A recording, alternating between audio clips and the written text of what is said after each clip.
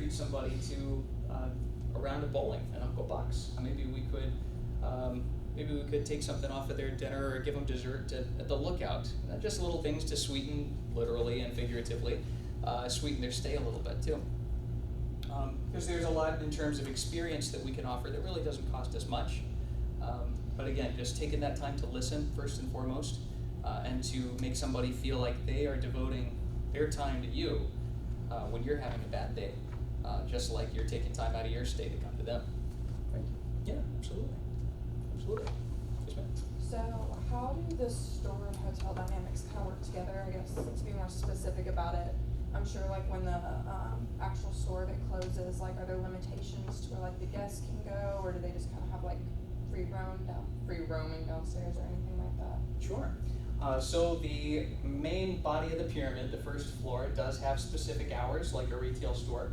And after hours, guests cannot roam out into the store.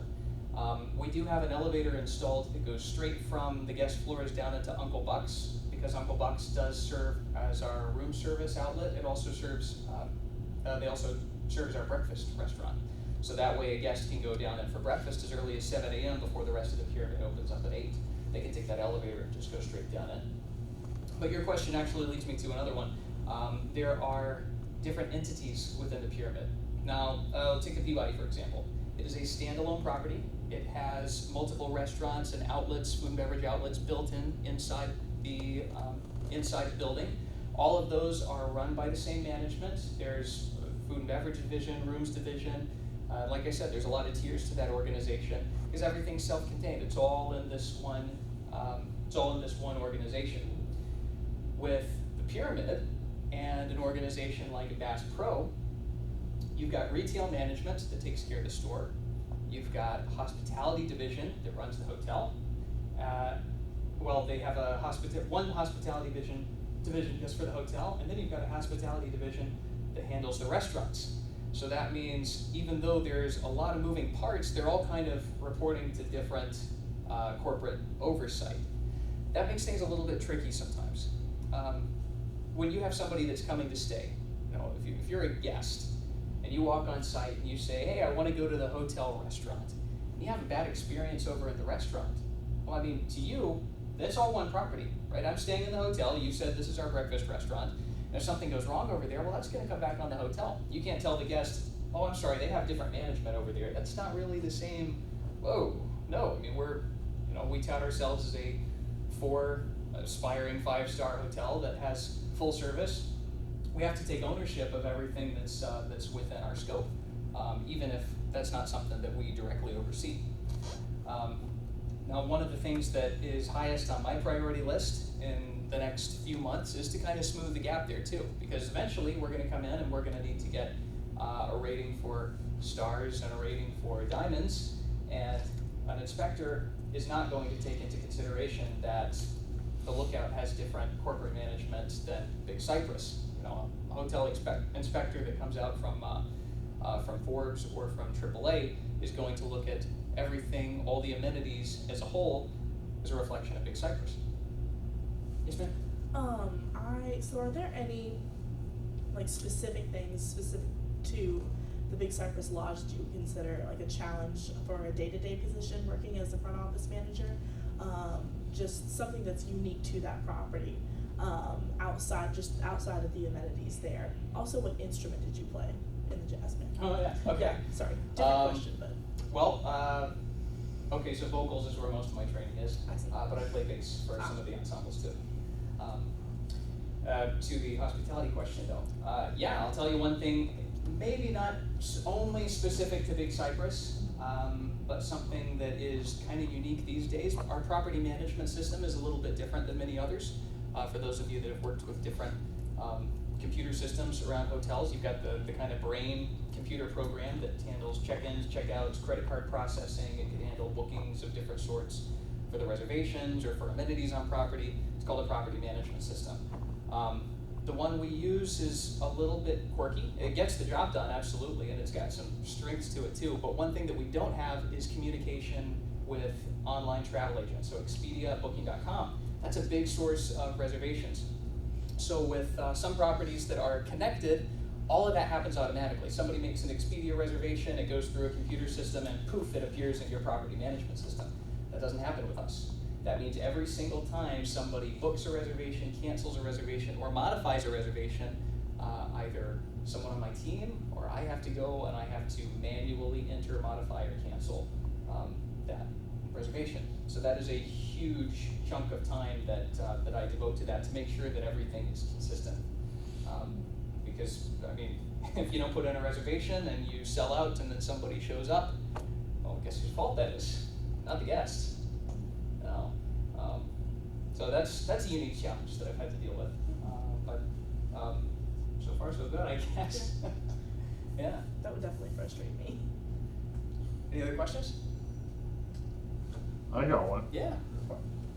You mentioned your guest, the hedge fund manager in the private jet, and that you babysat him for a weekend. Sure. Thought about that. What kind of, I'm sure that didn't come complimentary. No, it didn't. No, it didn't. How do you figure out a cost for something like that or a price for something like that? There were a lot of people involved in deciding just how you put a price on that. I was not one of them. that was my managers, my directors that figured that out. But we did come up with a number that was kind of equivalent to personal butler service. I won't mention the exact price, but they kind of paid a fee per hour that the hotel took a majority of. I saw a portion of that as well. And then the guests were very generous as well with different staff they interacted with in terms of gratuities. You can never go into any interaction expecting a gratuity. One of the things that we do, talk about unique to our property, a lot of places, if any of you have worked in tipped positions before, you know that a lot of servers, federal law allows to pay less than minimum wage because you're going to make it up in tips. Bellmen can fall under that category too. So sometimes you see bellman or valet that make less than a minimum wage. At our property, everybody starts off at well over minimum wage, and then the gratuities are just kind of icing on the cake because we don't want anybody to have to. We don't want the service to suffer because someone is worried about making a quota for the day. We want everybody to make sure that they are taken care of first so they can take care of the guest. And then if a guest chooses to reflect their gratitude in monetary form, that's just all the better for them. Any other questions? Yes, What ma'am? else for Paul? Oh, you got one? Okay. What's diamond rated? Oh, sure. So there's a number of different organizations that rate properties. They'll rate restaurants, they'll rate hotels by sending inspectors out that evaluate the property, and then they look for a certain set of, there's a criteria. They want to see if the hotel's meeting certain standards. Things like how long does it take to check in a guest? How long does it take to get luggage to a room? Are they offered a follow-up to a wake-up call? Little things like that all add up. And you've got a couple of companies. You have, actually I'm going to offer this question out to some other people too. Does anybody know who does diamond rating? No? Okay, so AAA handles diamond rating. How about star rating? That is Forbes. No, that is Forbes. So you've got Forbes. Forbes handles star rating and AAA handles diamond rating. So we call up Forbes and we say, hey, we want to get on the map. This is simplifying it. Way simplifying it, but basically we want to say we want your endorsement, and they'll say, okay, we will send somebody that will show up in this 6-month window, and then we have to be on guard all the time because somebody's going to walk through that door.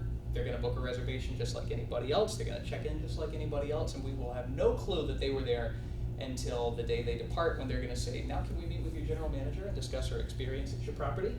And they're going to go through everything that went right and everything that went wrong during their stay.